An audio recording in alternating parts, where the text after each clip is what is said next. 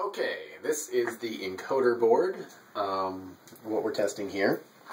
Like before, we have with the button board, we have the multi-purpose power supply supplying us 5 volts. That's all it's doing. We have the board here, which does very, very little right now because it's not connected to a microcontroller, but it's simply supplying power to all 4 knobs here, which will of course be behind the front panel, except for the knobs obviously, when it's built into the box.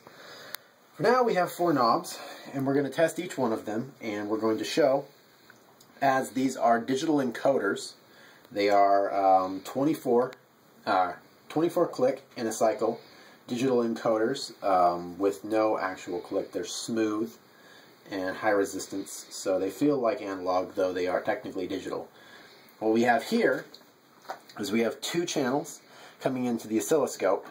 One channel is off of the A side of the knob, and the other channel is off the B side of the knob.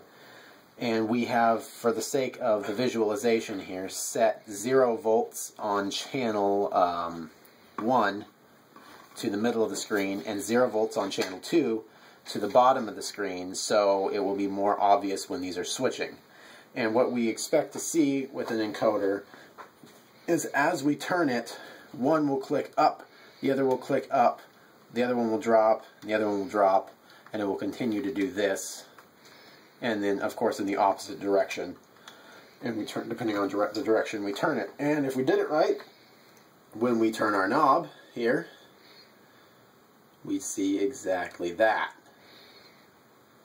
As you can see, it's going up to 5 volts, as these are, what do we have, a 2 volt increments per line on there.